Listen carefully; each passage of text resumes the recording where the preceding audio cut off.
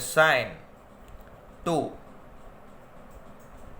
Omega, ઓમેગાની જગ્યાએ 2π/t મૂકી શકાય, ઇન્ટુ સ્મોલ ટીની જગ્યાએ મૂકવાનું છે capital T, minus sign 2ωt, ટીની જગ્યાએ મૂકવાનું છે 0, એટલે આખું પદ કેવું થઈ જશે 0. ધ્યાનથી સમજો બધા step.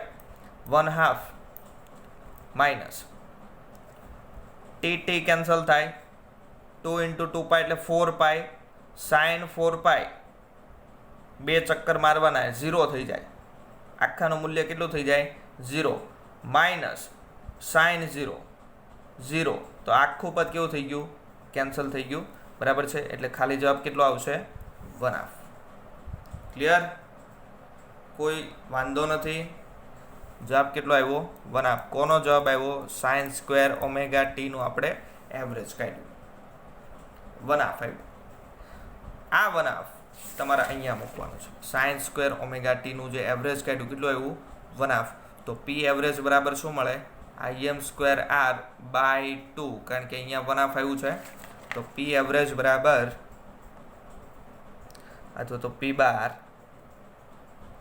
Is equal to Im²r/2. ચાલો આને હું થોડાક અલગ સ્વરૂપમાં ફેરવું છું. આવું લખી શકાય Im/√2 આખાનો વર્ગ ઇન્ટુ r. આખાનો વર્ગ કર્યો છે, છેદમાં 2 છે, એનો વર્ગ કરવો હોય તો √2 × √2 કરાય, √2 નો સ્ક્વેર એટલે 2 થઈ જાય, બરાબર. એટલે Im/√2 whole square into r. ચાલો હવે આ નવી રાશિ એક ઇન્ટ્રોડ્યુસ કરવાની છે. Im/√2 એને કહેવાય IRMS, RMS નો સ્ક્વેર છે અને ઇન્ટુ r. તો આ મળી ગયું P12 નું સમીકરણ, I²RMS ઇન્ટુ r. RMS શું છે એની આપણે વધારે ચર્ચા કરીએ. RMS નું ફૂલ ફોર્મ થાય રૂટ મીન સ્ક્વેર. RMS એટલે root mean square. English word યાદ રાખવાનો છે. ગુજરાતી કરો તો શું થાય?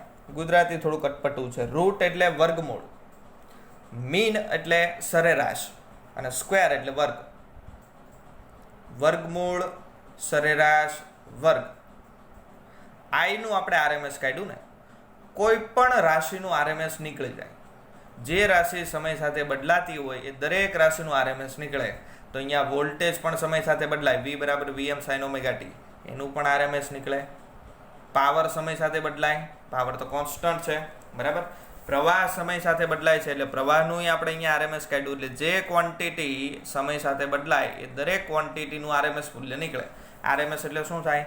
Root mean square. RMS કાઢવું હોય, માની લો મારે IRMS કાઢવું છે, તો કરવાનું શું? પ્રવાહ I નું જે સમીકરણ હોય એનો પહેલા સ્ક્વેર કરવાનો, એનું મીન લેવાનું, એનું રૂટ કાઢવાનું. તો આ થઈ ગયું IRMS બરાબર I નો સ્ક્વેર, પછી એનું મીન, પછી રૂટ. એટલે બોલાય RMS, પણ કરવાનું શું? ઊંધું કરવાનું, SMR કરવાનું. પહેલા સ્ક્વેર કરવાનો, પછી મીન કરવાનું, અને પછી રૂટ કરવાનું. તો એવી જ રીતે દાખલા તરીકે હું તમને એમ કહું વોલ્ટેજનું મારે RMS લેવું હોય તો શું કરવાનું? પહેલા વોલ્ટેજનો સ્ક્વેર, પછી એનું મીન, અને પછી એનો રૂટ. એટલે આ RMS નું ઇક્વેશન થઈ ગયું સિમ્પલ, બરાબર છે. ઊંધી પ્રોસેસ કરવાની, એટલે આ થઈ ગયું RMS. ચાલો અંડર રૂટ I² છે, I ની જગ્યાએ શું મૂકી શકાય? I બરાબર મૂકી શકાય Im sin ωt, કારણ કે પ્રવાહ અહીંયા સાઇન વિધેય પ્રમાણે બદલાય છે, બરાબર. તો Im sin ωt મૂકો, એનો પાછો સ્ક્વેર છે એટલે Im² sin² ωt. ચાલો Im² છે એનું સરેરાશ, તો Im² જ રહેવાનું છે, એટલે અંડર રૂટ Im². ચાલો માત્ર સરેરાશ કોને લાગુ પડે? sin² ωt ને. આવું કરી શકાય, બરાબર. ચાલો sin² ωt નું એવરેજ કાઢો. હમણાં જ આપણે સાબિત કર્યું કેટલું આવે? 1/2 આવે, બરાબર. એક ચક્ર પર, એક આવર્તકાળ પર sin² ωt નું એવરેજ કેટલું આવશે? 1/2. એ યાદ રાખવાનું છે, બરાબર. તો અંડર રૂટ Im²/2 આવું થઈ જશે. આખાનું રૂટ છે, ધ્યાનમાં લેજો, બરાબર. ચલો આનું રૂટ કાઢો તો Im² નું રૂટ Im થઈ જાય, અને 2 નું રૂટ √2. તો IRMS બરાબર સાબિત થઈ ગયું Im/√2, બસ એ Im/√2 છે એ જ આપણે અહીંયા કિંમત મૂકી છે. એમાં કંઈ નવું કર્યું નથી. Im/√2 ની જગ્યાએ મેં શું કર્યું છે? IRMS. RMS નો મતલબ શું થાય? Root mean square. એટલે કોઈ પણ રાશિનું RMS એટલે શું થાય? પહેલા એનો સ્ક્વેર કરવાનો, પછી મીન લેવાનું અને પછી રૂટ કાઢવાનું.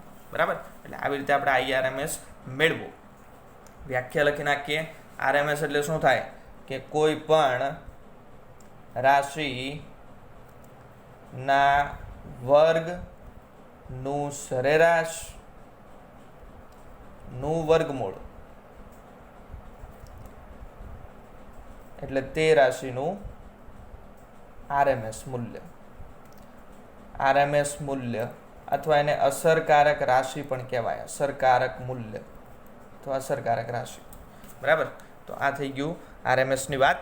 ક્લિયર છે એકદમ? એવી રીતે VRMS પણ લખી શકાય. ચલો, VRMS ઇઝ ઇક્વલ ટુ શું કરી શકાય? Vm/√2 લખી શકાય.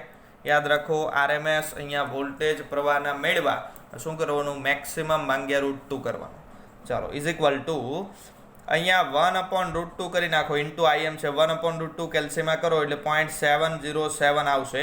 અને Im ના Im છે એટલે 0.707 Im, અથવા તો અહીંયા પણ લખી શકાય 0.707 Vm.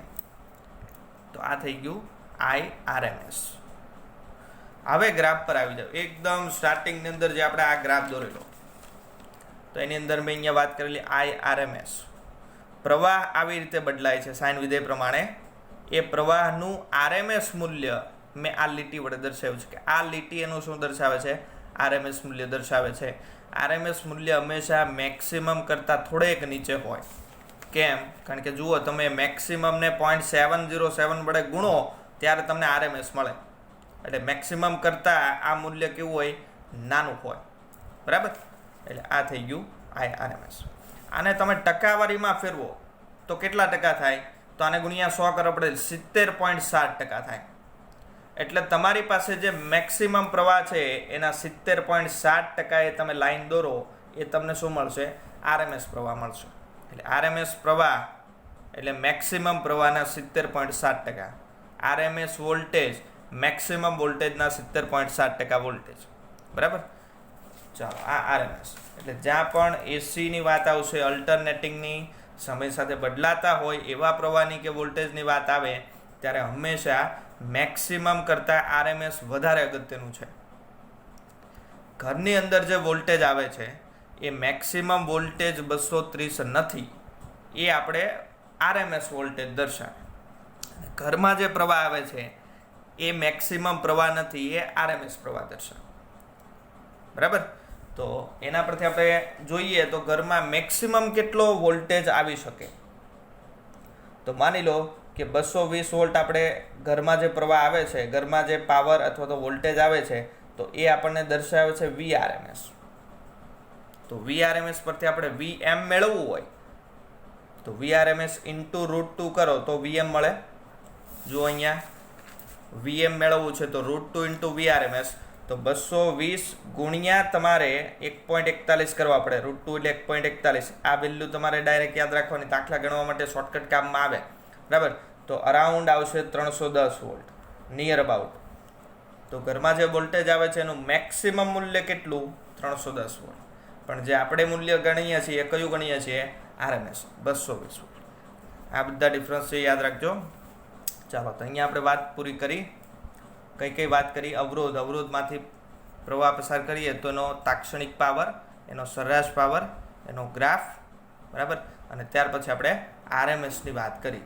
RMS એટલે રૂટ મીન સ્ક્વેર. તો ઇક્વેશન આ બધા યાદ રાખવાના છે. એક તો IRMS એટલે Im/√2, VRMS એટલે Vm/√2. ત્યાર પછી અહીંયા ઇક્વેશન એક આવી ગયું છે પાવરનું.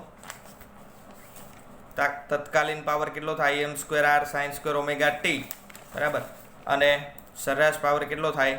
I²R જ છે, પણ I કયો લેવાનો છે? RMS લેવાનો છે. એટલે P નું સમીકરણ કયું છે? I²R જ છે, એમાં કંઈ નવું નથી, પણ I ની જગ્યાએ આપણે લેવાનું છે IRMS. બરાબર? ચાલો, ત્યાર પછી એક અગત્યના મુદ્દાઓ જરાક યાદ રાખી લેજો કે આગળ કોઈ દાખલામાં તમને એવું પૂછાય sin²ωt નું તમારે એક આવર્તકાળ પર સરેરાશ કાઢવાનું છે, હંમેશા 1/2 આવશે. cos²ωt નું તમારે એક આવર્તકાળ પર સરેરાશ કાઢવાનું છે, એ પણ 1/2 આવશે. ખાલી સાઇન ઓમેગા ટી હોય અથવા ખાલી કોસ ઓમેગા ટી હોય અથવા સાઇન 2 ઓમેગા ટી હોય અથવા કોસ 2 ઓમેગા ટી હોય, તો આ બધાનું એક આવર્તકાળ પર સરેરાશ હંમેશા 0 થશે. આટલી વસ્તુ યાદ રાખો. સ્ક્વેરવાળા પદ હોય એનું 1/2 થાય, સિંગલ પદ હોય અથવા તો બગડો વચ્ચે બેસી ગયો હોય તો એનું 0 થાય. આ કેમ 0 થાય તો સિમ્પલ ગ્રાફ પરથી ખબર પડી જાય. સાઇનનું એક આવર્તકાળ પર સરેરાશ લેવાનું છે. ચાલો, સાઇનનો ગ્રાફ કઈ પ્રકારનો આવે? આ પ્રકારનો જ આવે ને. આ સાઇનનો જ ગ્રાફ છે. એક આવર્તકાળ પર સરેરાશ આ પોઈન્ટથી લઈને આ પોઈન્ટ સુધી એનું એવરેજ કાઢો તો સિમ્પલ ગ્રાફ પરથી ખબર પડી જાય. જેટલો ધન ભાગ છે એટલો ઋણ ભાગ છે, તો એવરેજ કેટલું થાય? બંને એકબીજાને કેન્સલ કરે, 0 થાય. પણ સ્ક્વેરનું 0 થશે નહીં. સાઇન સ્ક્વેર ઓમેગા ટીમાં તમે એવું લોજિક ન લગાડી શકો કે અહીંયા જેટલું છે એટલું જ અહીંયા છે. એ ઇમ્પોસિબલ છે. બરાબર? એટલે એ વસ્તુ યાદ રાખજો. સાઇન કોસ અથવા તો sine 2 omega T, cos 2 omega T એનું એક આવર્તકાળ પર સરેરાશ કેટલું થાય? 0 થાય. અડધા આવર્તકાળ પર સરેરાશ માંગ્યું હોય તો તમારે કેલ્ક્યુલેટ કરવું પડશે. અડધા આવર્તકાળ પર એટલે આ પોઈન્ટથી લઈને આ પોઈન્ટ સુધી, તો ત્યાં 0 થશે નહીં. આખાનું ગણો તો 0 થાય.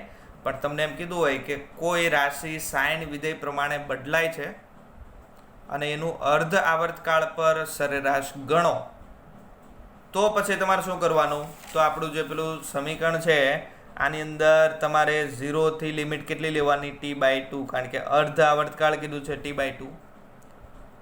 અહીંયા તમારે શું મૂકવાનું?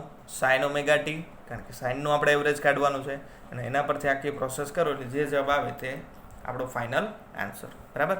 પણ એ જે ડબલ એ નીટની વાત છે અત્યારે આપણે વાત કરવા નથી. જે કામનું છે અત્યારે એ યાદ રાખો. તો આ ઇક્વેશન બધા યાદ રાખવાના છે. પાવર, વોલ્ટેજ અને પ્રવાહ અવરોધમાંથી જ્યારે પસાર થાય કઈ પ્રકારની કન્ડિશન બનશે. બરાબર? ચાલો, ત્યાર પછી આગળ વધીએ. અવરોધની અહીંયા વાત પૂરી થાય છે કે અવરોધને આપણે એસી સાથે જોડીએ તો આટલી ઘટના બને. એમાં વોલ્ટેજ કેટલા? Vm sin omega T. પ્રવાહ કેટલો? Im sin omega T. Power કેટલો? I²R, પણ I કેવો? RMS. બરાબર? આટલી વસ્તુ ખાસ મગજમાં રાખવાની છે. આખી થિયરી તો કમ્પ્લીટ યાદ રાખવાની જ છે. ઇમ્પોર્ટન્ટ થિયરી છે. ત્યાર પછી આગળ વધીએ. નવી એક ડેફિનેશન આવે છે.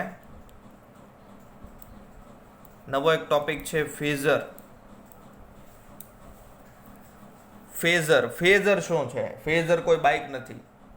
આને ફેઝર્સ પણ કહેવાય. ફેઝર્સ એટલે સિમ્પલ ભાષામાં એક પ્રકારનો સદિશ છે, પણ એ સદિશ એ ઘૂમતો હોય, સ્થિર ન હોય એવો સદિશ છે. કેવી રીતે? ધ્યાનથી સમજી લો કે આ માની લો વોલ્ટેજનો ગ્રાફ છે.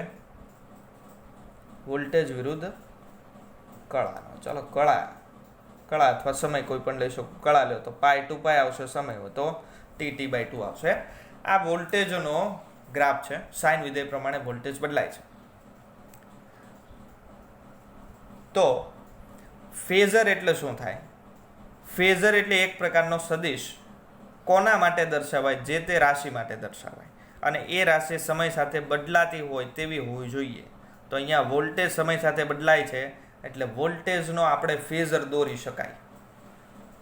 એવી રીતે પ્રવાહની વાત કરીએ તો પ્રવાહ પણ સમય સાથે બદલાય છે એટલે પ્રવાહનો પણ ફેઝર દોરી શકાય. ફેઝર એટલે સદિશ. એ સદિશની એક પૂંછડી ઉગમ બિંદુ પર હોય અને એનું જે માથું છે એ ગ્રાફના જે તે બિંદુ પાસે હોય.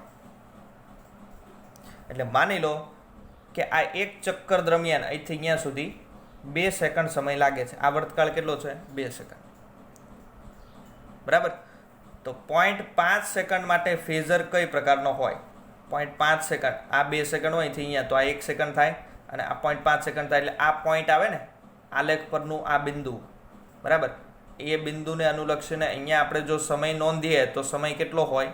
0.5 સેકન્ડ હોય. બરાબર? કળાની જગ્યાએ તમે સમય લો તો અહીંયા સમય જો આપણે 0.5 સેકન્ડ લઈએ તો એનો ફેઝર હવે દોરવાનો છે કે 0.5 સેકન્ડ પાસે વોલ્ટેજનો ફેઝર.